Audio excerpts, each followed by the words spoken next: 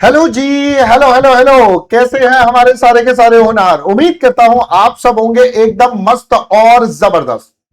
दोस्तों, आज मैं आपके पास लेकर आया हूं सितंबर 26 के लिए एफएमएसएम की स्ट्रैटेजी। आई नो आपकी तैयारी बढ़िया चल रही है। नहीं नहीं, मुझे पता है। ऐसे मत देखो, मुझे पता है तुम बढ़िया कर रहे हो। हाँ, तुम वही जो अपने ऊपर अभी सेल्फ डाउट कर रहा है। हाँ, तुझसे बात कर रहा हूं। सेल्फ डाउट मत कर, मेहनत कर ब्रो, मेहनत कर। क्योंकि आपको पता है ना, अंत में पढ़ाई काम आओगी। तो बेटा उसके लिए आप मेहनत करो, डाउट पे मत जाओ। है, रख अपने ऊपर विश्वास। यस, तू रख विश्वास। बेटा आएगा, तू पास होके दिखाएगा। बट उसके लिए मेहनत में कोई कमी नहीं छोड़नी है, मेहनत बिल्कुल लगातार करनी है।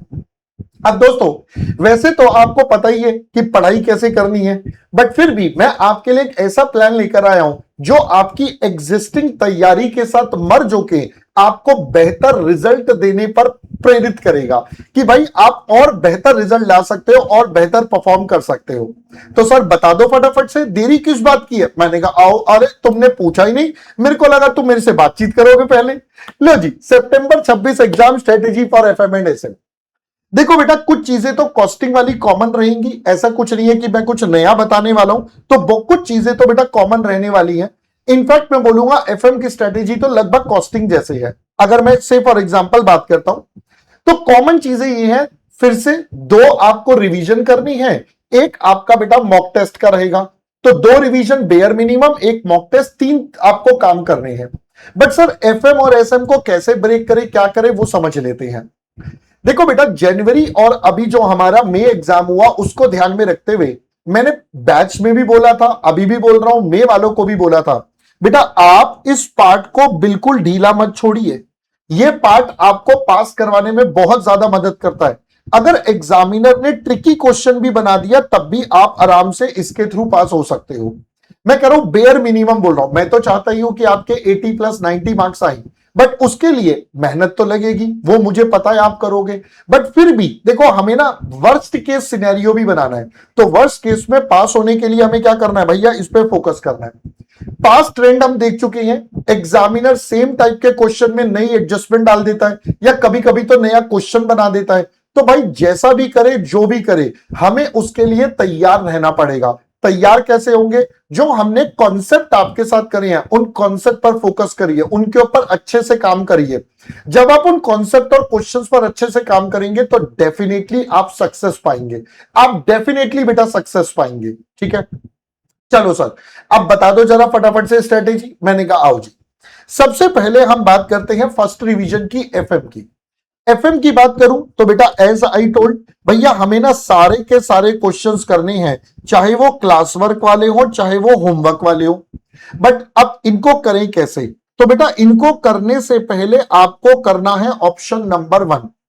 या तो आप अपने कॉन्सेप्ट रिवाइज करिए अपने आप से, सेल्फ नोटबुक से। तो जो आपने अपने पास नोट्स बनाए हैं, जो मैंने आपको क्लास में बनवा के दिए हैं, आप उन्हीं से अपना रिवीजन कर लीजिए। एक तरीका। आप कहते हो नहीं जनाब, नहीं मुझे ये पसंद नहीं आ रहा, तो कोई बात नहीं है। आपको फास्ट फॉरवर्ड चाहिए, आपको 2x वाली स्पीड चाहिए, तो आप बेटा हमारे वन शॉट जो हैं आप उनके थ्रू रिवीजन कर लीजिए। अभी लेटेस्ट में बैच के लिए हमने वन शॉट लिए थे जिसमें डिटेल्ड रिवीजन करवाई है हर चैप्टर की। पहले कॉन्सेप्ट, फिर क्वेश्चन एंड सो ऑन। पूरा चैप्टर बहुत बढ़िया तरीके से कवर करा हुआ है, बहुत डिटेल में। तो आप इनमें से कुछ भी कर सकते हैं। वन शॉट चाहिए तो वो भी देख सकते हैं, वो भी प्रेफर्ड है। सर अब क्वेश्चन तो हमें सारे करने हैं, बट क्या हम सारे क्वेश्चन लिख कर पाएंगे? Answer is no. तो बेटा एलडीआर क्वेश्चंस आपको लिखकर सॉल्व करने हैं। तो जो बच्चों को मैंने एलडीआर मार्क करवाए थे आपके बैच में, आपके जो ट्रैकर वाली शीट है उस पर भी अवेलेबल है। तो ये एलडीआर क्वेश्चन बेटा आपको लिखकर सॉल्व करने हैं। अब एलडीआर क्वेश्चन तो आप लिखकर सॉल्व कर लोगे। सर जिनके पास एलडीआर नहीं है कोई बात नहीं है बेटा, जो वन शॉट में मैंने क्वेश्चंस का कवरेज करा है आप इन क्वेश्चंस को लिखकर सॉल्व कर लीजिए। जो वन शॉट में मैंने क्वेश्चंस का कवरेज करा है आप इन क्वेश्चंस को डेफिनेटली लिखकर सॉल्व करेंगे, इनमें कोई ऑप्शन नहीं छोड़ना। You have to solve it properly. Okay sir, ये बात भी क्लियर।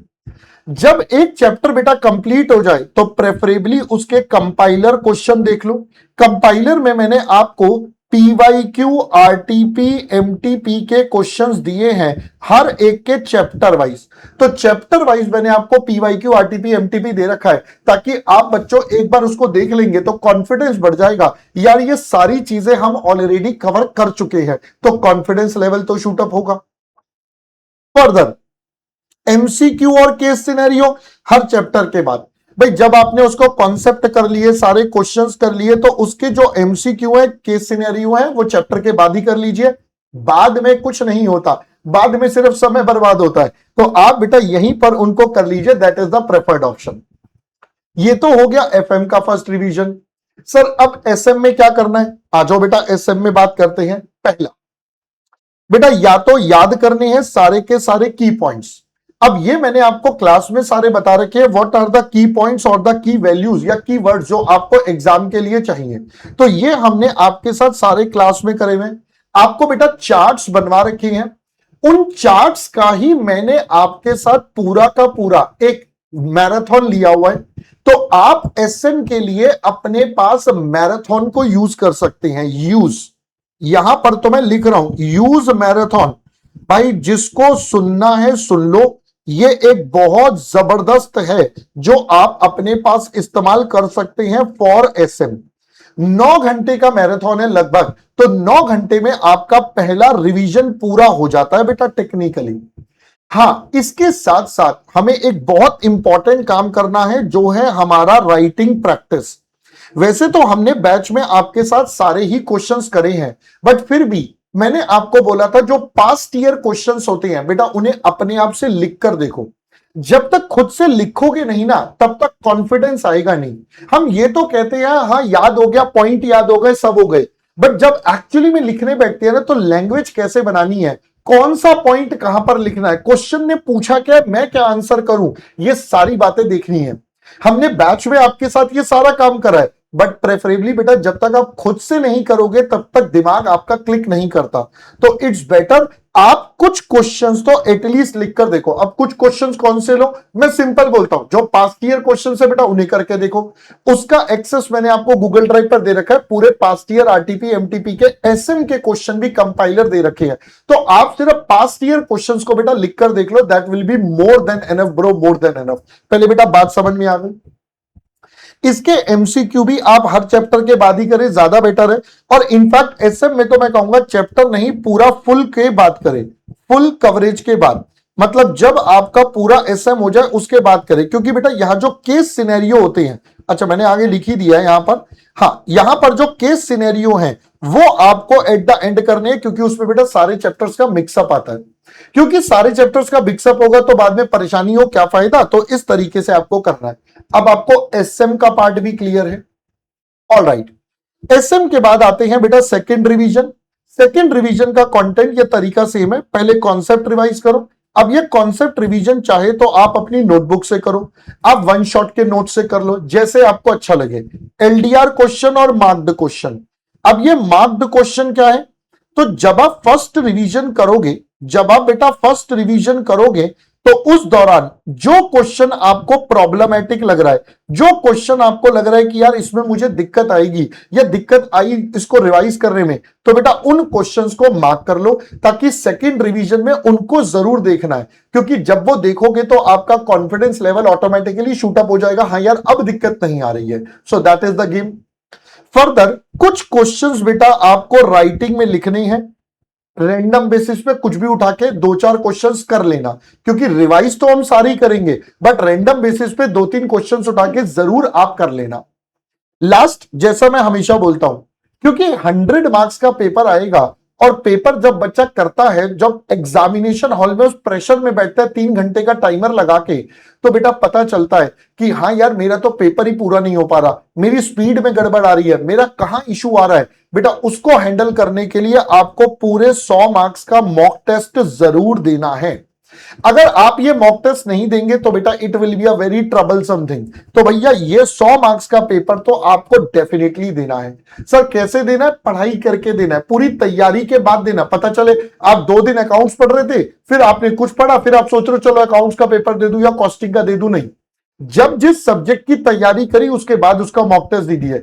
आप एक से ज्यादा मॉक टेस्ट दे सकते हैं, डेफिनेटली दीजिए, बट कम से कम एक मॉक टेस्ट तो मिनिमम है, बेयर मिनिमम। Got it?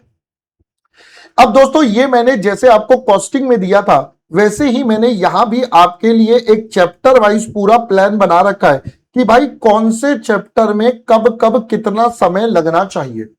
तो आप देखोगे यहां पर पहले एफएम का कंटेंट है यहां तक बेटा, फिर उसके बाद मैंने ये एसएम का कंटेंट भी आपको दे रखा है। अब एसएम के लिए मैंने 9 घंटे इसलिए लिखा है कि आपके चैप्टर रिवाइज हो जाएंगे बाय यूजिंग द मैराथन। तो आप मैराथन से रिवाइज कर लीजिए या जैसे भी करना है वैसे कर लीजिए। तो अगर आप देखेंगे यहां पर टोटल आते हैं बेटा 58 आवर्स। अगेन 11 दिन अगर आप एक दिन में पढ़ रहे हो 11 घंटे, तो लगभग 6 दिन का कंटेंट आपके पास यहां है, एक दिन आपका यहां है। तो टोटल मिलाकर बेटा आपके पास 7 दिन का कंटेंट अवेलेबल हो गया। 7 दिन इसके, यहां पर देखोगे 32 आवर्स के, तो बेटा 32 आवर्स के देखोगे तो लगभग 3 दिन में आपका ये वाला पार्ट कंप्लीट हो रहा है और ये आपका 1.5 डे में लगभग कंप्लीट हो रहा है। तो यही बात मैंने आपको थोड़ी देर पहले भी बताई। थोड़ी देर पहले मतलब जब आपको अभी ये वाली वीडियो में बता रहा हूं कि भाई आपको अच्छे से रिवीजन करना है। देखो पेपर का पैटर्न जो है ना अब थोड़ा सा बदल चुका है। अब जो बच्चा सोच रहा है कि मैं सिलेक्टिव स्टडी करके जाऊं बेटा वो फंसेगा।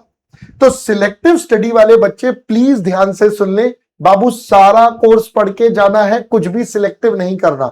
You have to study the entire topic. आप पूछेंगे कौन सा इंपॉर्टेंट अनइंपॉर्टेंट, नहीं है बेटा, सारे इंपॉर्टेंट है।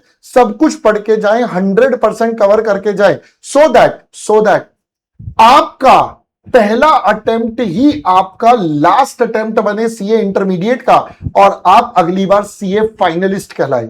तो मेरे सभी होने वाले सीए फाइनलिस्ट भाई साहब बड़ी इंपॉर्टेंट चीज है, बड़ी इंपॉर्टेंट चीज है। पहले बेटा बात समझ में आ गई? चलो उम्मीद करता हूं आपने फोटो वोटो क्लिक कर लिया होगा, नहीं करा तो बैक जाके कर लेना, वो तो आपको पता ही है ना। चलिए अब मेरी तरफ से wishing you all the best bro. अपनी जी जान लगा दो, इन 3 महीनों में अपना बेस्ट वर्जन लेकर आ जाओ। इतना बेस्ट कि ये अटेम्प्ट आपका एक्चुअली में लास्ट अटेम्प्ट हो, इसके बाद हमें दोबारा पेपर देने की इंटरमीडिएट की जरूरत ना पड़े, सीधा फाइनल के। ऑलराइट, चलो guys wishing you all the best. पढ़ते रहें, आगे बढ़ते रहें, क्योंकि मेरे दोस्त अंत में पढ़ाई काम आओगी। Bye bye guys.